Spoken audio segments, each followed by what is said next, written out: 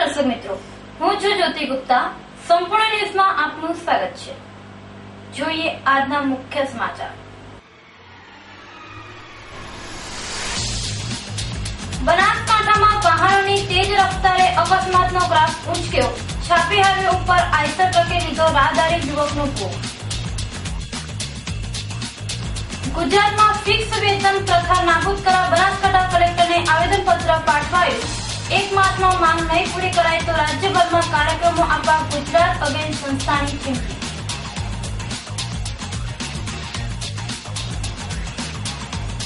બનાસકાંઠા જિલ્લા પંચાયત શિક્ષણ સમિતિ દ્વારા વેબસાઇટ લોન્ચ કરાઈ. વેબસાઇટ ઉપર પ્રાથમિક શિક્ષણને લગતી માહિતી જોવા મળશે.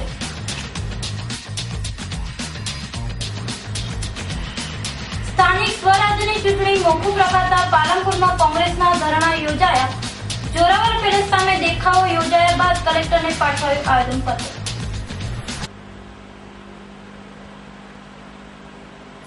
સંપૂર્ણ ન્યૂઝ આપની આંગળીના ટેરવે. ઇન્ટરનેટ ઉપર સંપૂર્ણ ન્યૂઝ જોવા લોગિન કરો www.youtube.com/સંપૂર્ણ ન્યૂઝ. જોઈએ સમાચારો વિગતવાર. વડગામ તાલુકાના છાપી હાઈવે પર આજે આઈસર ટ્રકની ટક્કરે રાહદારીનું કરુણ મોત નિપજતા ચકચાર મચી છે.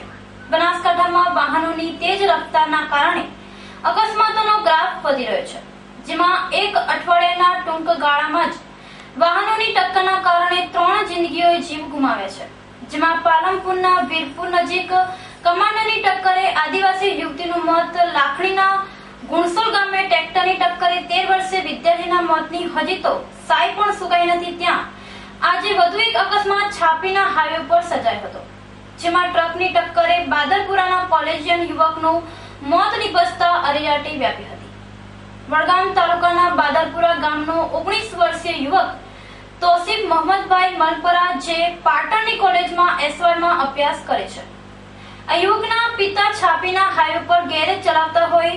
તોસીફ સવારના સમયે હાઈવે ઓળંગી પિતાની ગેરેજમાં જઈ રહ્યો હતો. તે સમયકાળ બનીને આવેલી આઈસર ટ્રકે રાહદારી તોસીફને જોરદાર ટક્કર મારતા ગંભીર રીતે ઘાયલ થવાના કારણે તેનું મોત નીપજ્યું હતું. બનાવના પગલે આજુબાજુથી લોકો દોડી આવી મૃતકને પીએમ અર્થે પાલનપુરની સિવિલમાં ખસેડાયો હતો.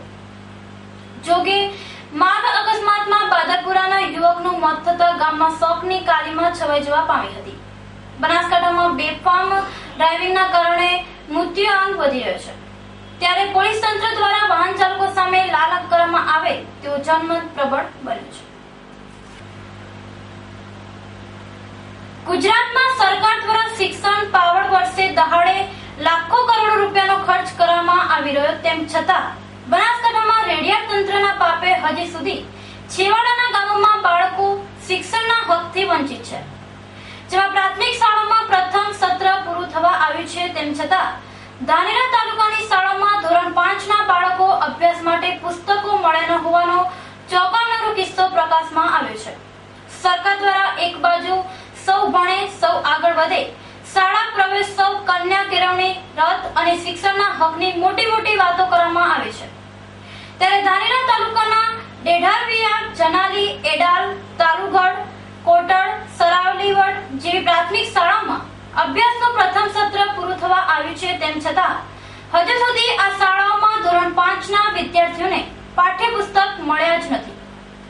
જોકે પ્રાથમિક શાળાના વિદ્યાર્થીઓને પાઠ્યપુસ્તકો સરકાર દ્વારા પૂરા પાડવામાં આવે છે, પરંતુ બનાસકાંઠામાં શિક્ષણ તંત્રની ઘોર લાપરવાહીના કારણે શિક્ષણ તંત્ર પૂરું થવા આવ્યું હોવા છતાં હજુ ધાનેરાની શાળાઓમાં પુસ્તકો પહોંચ્યા જ નથી, જેને લઈ નાના ભૂલકાઓનો અભ્યાસ બગડી રહ્યો છે.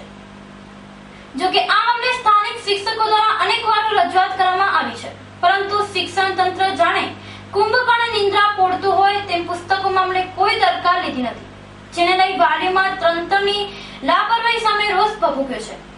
આમ સરકાર દ્વારા બાળકોને શિક્ષણનો હક અપાવવા પૂરતા પ્રયત્નો કરવામાં આવી રહ્યા છે, જેના ઉપર બનાસકાંઠાનું શિક્ષણ તંત્ર જાણે ઠંડુ પાણી રેલાવી રહ્યું હોય તેમાં પુસ્તકોના પ્રશ્નો ઉપરથી જણાઈ રહ્યું છે.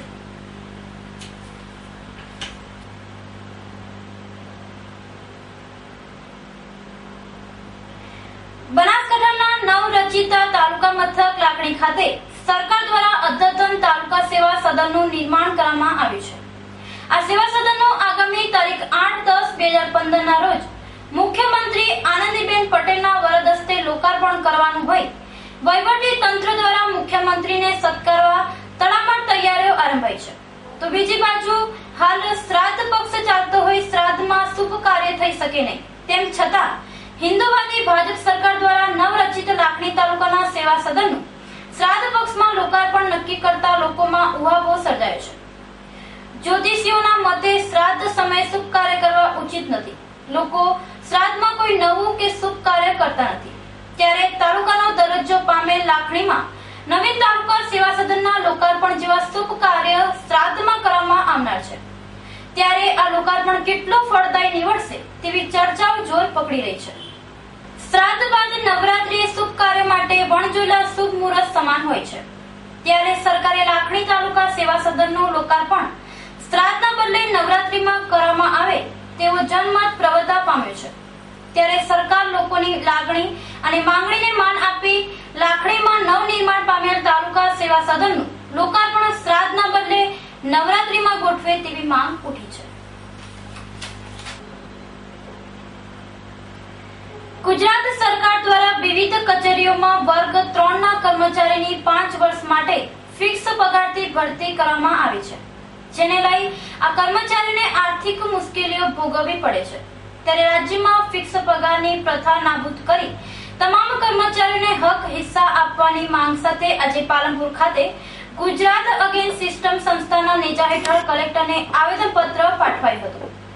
ફિક્સ પગારથી નોકરી કરતા કર્મચારીઓના બિન રાજકીય સંગઠન દ્વારા ફિક્સ પગારની પ્રથા દૂર કરી તમામને સમાન હક હિસ્સા આપવા અને કોન્ટ્રાક્ટર પ્રથાથી કામ કરતા હંગામી કર્મચારીઓને ફૂલ પગારથી કાયમી કરવાની માંગ સાથે સમગ્ર ગુજરાત રાજ્યમાં બિનરાજકીય આંદોલન શરૂ કરવામાં આવ્યું છે. જેમાં ગુજરાત અગેન્સ્ટ સિસ્ટમના નેજા હેઠળ આજે પાલનપુર ખાતે કલેક્ટરને આવેદનપત્ર પાઠવી તેમની માંગોને સત્વરે પૂરી કરવાની માંગ કરવામાં આવી હતી. ફિક્સ વેતનથી ફરજ બજાવતા વર્ગ 3 ના કર્મચારીઓને ન્યાય અપાવવા રાજ્યવ્યાપી આંદોલન શરૂ કરનાર ગુજરાત અગેન્સ્ટ સિસ્ટમના સંજય પાધ્યા, કિશોર ફોદાણી, મુનાફ બેલીમ, બનાસકાંઠા કર્મચારી મંડળના કન્વીનર પ્રવીણભાઈ પટેલે જણાવ્યું હતું કે તેમની માંગ આગામી 1 માસમાં પૂરી નહીં કરાય તો સમગ્ર ગુજરાતમાં ન્યાયની લડત શરૂ કરવામાં આવશે. રાજ્યમાં ફિક્સ પગાર દૂર કરી અને ટેન્ડર બેઝ ખતમ કરી બધાને કાયમી અને પૂરો પગાર મળે એ માટે અમે આજે પાલનપુર કલેક્ટર ઓફિસમાં આવેદનપત્ર આપવામાં આવ્યા છીએ અને અમારી માંગણી પૂરી થાય એવી અમારી આશા છે. અને જો ના થાય તો અમે બિન રાજકીય આંદોલન શરૂ કરીશું. શું માંગણી છે ખાસ કરી? અને જેમ કે ફિક્સ પગાર છે લોકોનો એ આમાં અને ટેન્ડર બેઝનું બધાને નાબૂદ કરવા માટે અમારી આવી માંગણી છે. બનાસકાંઠા જિલ્લા પંચાયતની શિક્ષણ સમિતિ દ્વારા જિલ્લા વિકાસ અધિકારી શ્રી ડોક્ટર ગૌરવ દહિયાના વરદ હસ્તે અને જિલ્લા પ્રાથમિક શિક્ષણ અધિકારી શ્રી BA ચૌધરીના ઉપસ્થિતિમાં શિક્ષણ સમિતિની વેબસાઇટ લોન્ચ કરવામાં આવી છે. આ વેબસાઇટમાં બનાસકાંઠા જિલ્લાની જિલ્લા પંચાયત શિક્ષણ સમિતિ દ્વારા સંચાલિત પ્રાથમિક શાળામાં અભ્યાસ કરતા વિદ્યાર્થીઓ અને લોયર પ્રાથમિક શાળાઓ ધોરણ 1 થી 5 અને અપર પ્રાથમિક શાળાઓ ધોરણ 6 થી 8 ની તમામ માહિતી જોઈ શકાશે. અત્રે ઉલ્લેખનીય છે કે આ વેબસાઇટ આપણા દેશના વડાપ્રધાન શ્રી નરેન્દ્રભાઈ મોદીના ડિજિટલ ઇન્ડિયાના સપનાને સાકાર કરવા અને મુખ્યમંત્રી શ્રીમતી આનંદીબેન પટેલના ગતિશીલ ગુજરાતના કાર્યક્રમને વેગ આપવા એક નવતર પ્રયોગના ભાગરૂપે શરૂ કરવામાં આવી છે. આ વેબસાઇટમાં જિલ્લા પંચાયત શિક્ષણ સમિતિ હસ્તક ફરજ બજાવતા પ્રાથમિક શિક્ષકોની જનરલ પ્રોવિડન્ટ ફંડની માહિતી પણ ઓનલાઈન મૂકવામાં આવી છે. જેના દ્વારા કોઈ પણ પ્રાથમિક શિક્ષક પોતાના GPF હિસાબ ઓનલાઈન જોઈ શકશે. આ વેબસાઇટ તૈયાર કરવામાં પાલનપુર તાલુકાની ચિત્રાસણી પગાર કેન્દ્ર શાળાના આચાર્ય શ્રી પિયુષભાઈ સુથારે ભારે જહેમત ઉઠાવી વેબસાઇટ તૈયાર કરી છે. આ પ્રસંગે બનાસકાંઠા જિલ્લાના તમામ તાલુકાના પ્રાથમિક શિક્ષણ અધિકારીશ્રીઓ MIS વગેરે હાજર રહ્યા હતા. हमारे प्रधानमंत्री ने जो नया गोल सिद्ध किया है कि इंडिया को डिजिटल इंडिया के रूप में रूपांतरित करने का जो प्रयास कर रहे हैं उसमें हम हिस्सेदारी करने के लिए गुजरात भी हमारा जो गतिशील हो रहा है हमारे मुख्यमंत्री श्री आनंदीबेन पटेल की प्रेरणा से उसमें सहयोग करने के लिए हम गुजरात में हमारा जो बैकवर्ड डिस्ट्रिक्ट है ऐसे लिटरेसी के बारे में और कई मायनों में बड़ा डिस्ट्रिक्ट है, वहाँ हमने आज हमारी वेबसाइट लॉन्च की है और उसमें जीपीएफ के जो धारक हमारे सारे टीचर्स हैं डिस्ट्रिक्ट के, सबसे बड़ा हमारा जिला है, 17,000 का महकम है और 15,500 टीचर्स प्राइमरी स्कूल्स में काम कर रहे हैं। उन सभी टीचर्स के लिए हमने जो वेबसाइट लॉन्च किया, उन्हें वो अपना जीपीएफ जो रकम उनकी है वो हर दिन वो अपने घर बैठे अपने कंप्यूटर पे मोबाइल पे देख सकते हैं।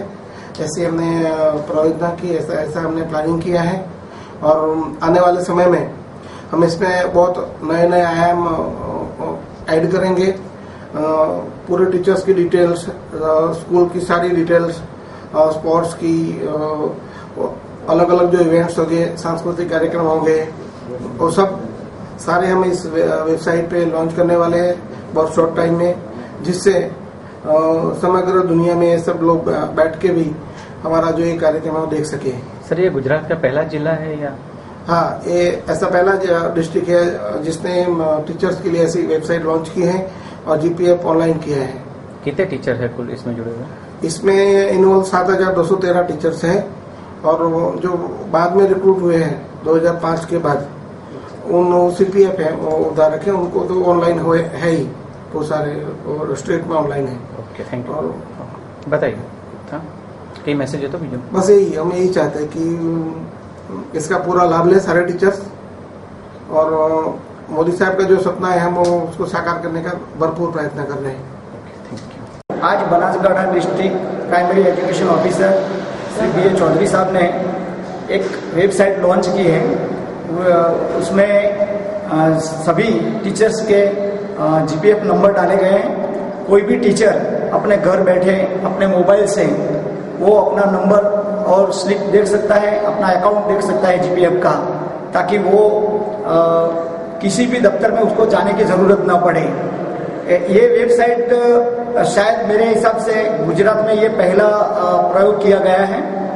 बनासकांठा डिस्ट्रिक्ट में जो सभी टीचर्स हैं उनको कई दिक्कतें रहती थी, वो अपना अकाउंट नहीं देख पाते थे, स्लिप उनको सही समय पर मिलती नहीं थी। तो ये सब कुछ इस वेबसाइट की वजह से वो देख पाएंगे, उसकी मुसीबत बिल्कुल टल जाएगी। Thank you.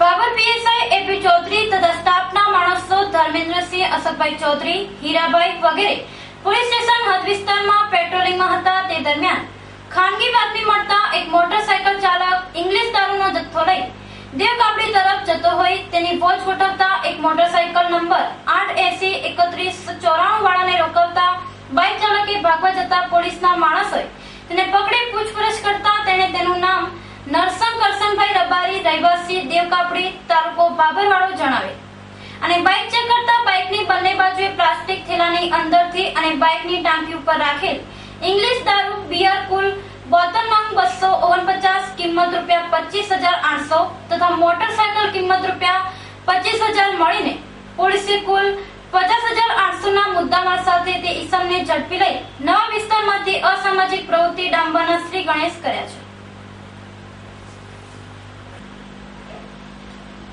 ભારતના ચૂંટણી પંચ દ્વારા તારીખ 11/2016 ની લાયકાતની તારીખે 18 વર્ષ પૂર્ણ કરેલ હોય કે તેથી વધુ ઉંમરના નાગરિકોના નામ મતદારયાદીમાં દાખલ થયેલ ન હોય તેવા નાગરિકોના નામ દાખલ કરવા, દાખલ થયેલા નામમાં ભૂલ હોય તો તેમાં સુધારો કરવા અને મૃત્યુ કે અન્ય કારણોસર કમી કરાવવાનું થતું હોય તો કમી કરવા માટે તારીખ 2/11/2015 થી તારીખ 30/11/2015 દરમિયાન ખાસ સંક્ષિપ્ત સુધારણાની ઝુંબેશ હાથ ધરવામાં આવી છે। मतदार यादीમાં नाम दाखल करवा नमूना नंबर 6 में अरजी करवी, मतदार यादीમાં नाम कमी करावा के कोई नाम सामे वांधो लेवा नमूना नंबर 7 में अरजी करवी, मतदार यादीમાં नोंधाયેલ नामમાં सुधारो करवा नमूना नंबर 8 में अरजी करवी, एक ज विधानसभा मत विस्ताરના एक भागમાંથી બીજા ભાગમાં नाम तब्दील करवा नमूना नंबर 8 क में अरजी करवानी રહેશે। संक्षिप्त सुधाराના સમયગાળા દરમિયાન नमूना नंबर 6, 7, 8 क ની અરજીઓ સંબંધિત એકદ પાસે સંબંધિત મામલતદાર કચેરીઓ, સંબંધિત મતદાર નોંધણી અધિકારીશ્રીની કચેરી અને કલેક્ટર કચેરી બનાસકાંઠાના મતદાતા સુવિધા કેન્દ્ર ખાતે સ્વીકારવામાં આવશે. આ ઉપરાંત તારીખ 22/11/2015 તથા તારીખ 29/11/2015 સ્પેશિયલ કેમ્પ દ્વારા નિયોજિત સ્થળોએ સવારે 9 થી સાંજના 6 વાગ્યા સુધી પદનામિત અધિકારીઓ દ્વારા અરજીઓ સ્વીકારવામાં આવશે તેમ જિલ્લા ચૂંટણી અધિકારી અને કલેક્ટર શ્રી બનાસકાંઠા દ્વારા જણાવાયું છે.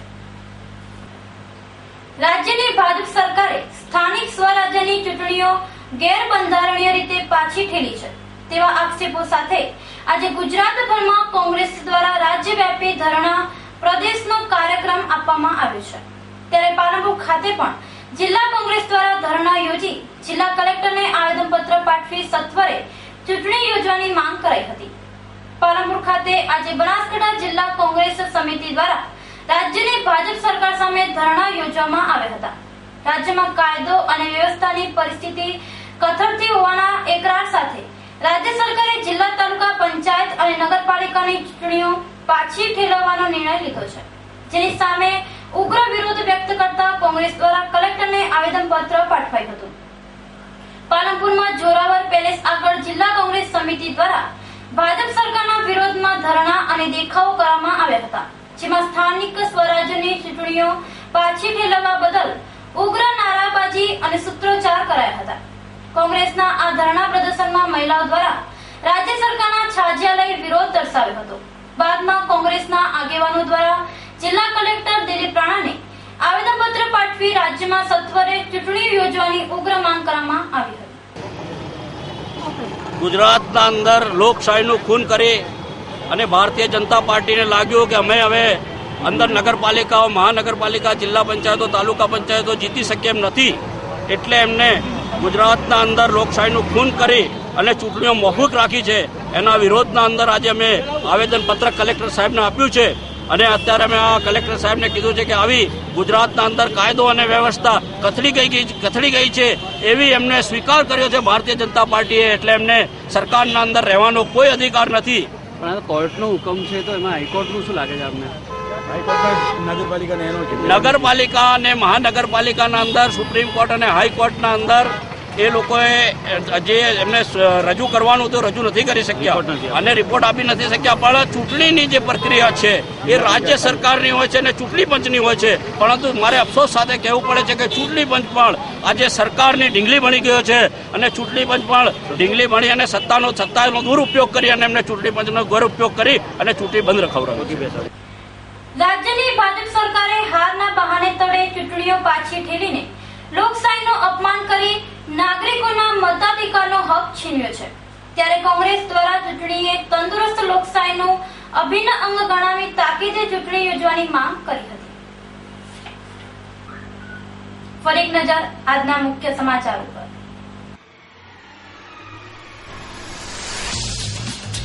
બનાસકાંઠામાં વાહનોની તેજ રફતારે અકસ્માતનો ગ્રાફ ઉંચક્યો. છાપી હાઈવે ઉપર આઈસર ટ્રકે લીધો રાહદારી યુવકનો ભોગ. ગુજરાતમાં ફિક્સ વેતન પ્રથા નાબૂદ કરવા બનાસકાંઠા કલેક્ટરને આવેદનપત્ર પાઠવાયું.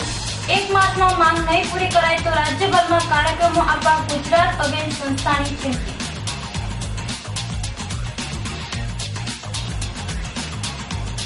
બનાસકાંઠા જિલ્લા પંચાયત શિક્ષણ સમિતિ દ્વારા વેબસાઇટ લોન્ચ કરાઈ. વેબસાઇટ ઉપર પ્રાથમિક શિક્ષણને લગતી માહિતી જોવા મળશે.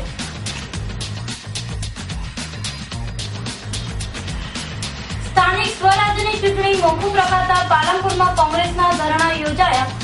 જોરાવર પેલેસ સામે દેખાવો યોજાયા બાદ કલેક્ટરને પાઠવાયું આવેદનપત્ર. તો આ હતા અત્યાર સુધીના સમાચાર. વધુ સમાચાર સાથે ફરી મળીશું. નમસ્કાર.